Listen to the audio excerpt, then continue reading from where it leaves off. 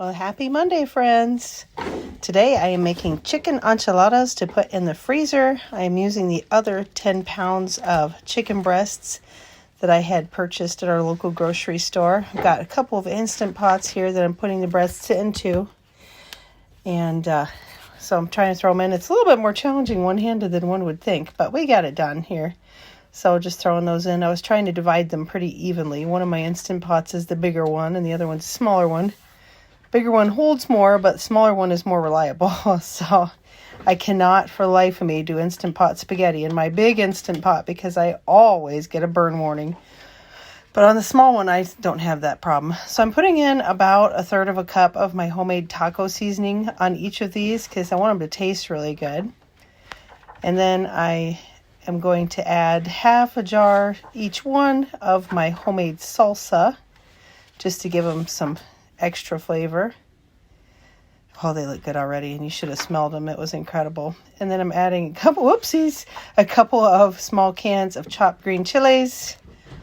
Again, those just really up that delicious flavor on them. I was in a hurry to get out the door, so I was scooting along trying to get these done.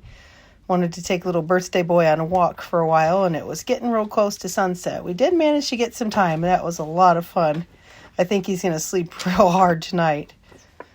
And then I added sorry about that. You get a crazy ride, don't you? Pardon me. I added about 1.5 cups of our homemade chicken stock to each one of those because you need that liquid. Alrighty, so our chicken got all done in the Instant Pot, and then I had my helper Benjamin shred it up for me. We had tacos and Mexican rice for dinner. We used the Chipotle burrito filling. That was really good.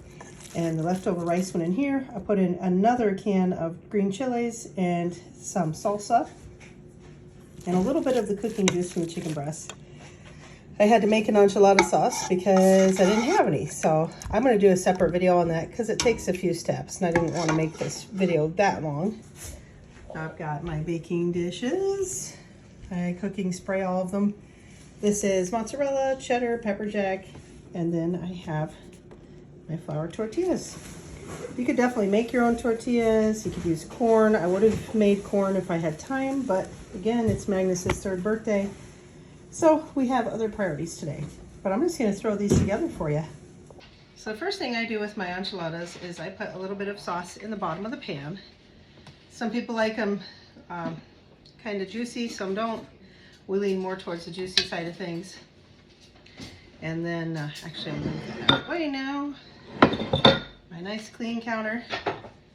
And then I'm going to add, probably going to end up being about 1/3 of a cup of filling in each one of these.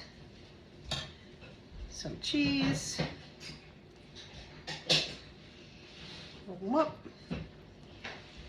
These are a delicious meal. These ones are very generously sized. I got the big tortillas.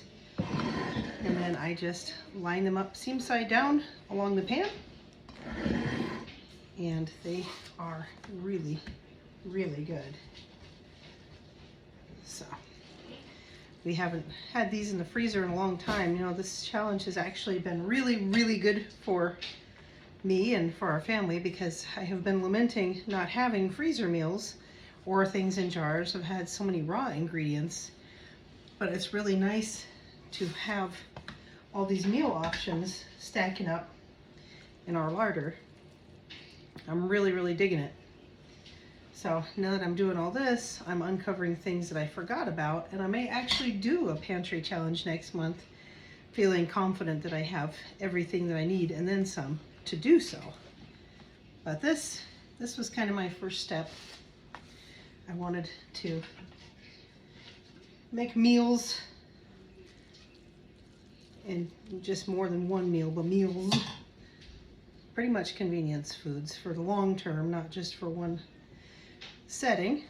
And we're accomplishing that. I'm actually really, really happy. So again, normally I would not use such big tortillas. These things are kind of a monster, but they will definitely work. The kids will like them. Cutting in the rice definitely helped make it even more frugal. It would be even more frugal if you made your own tortillas. But again, I just didn't have time right now, so I figured this is a reasonable alternative. Got a couple more to go here.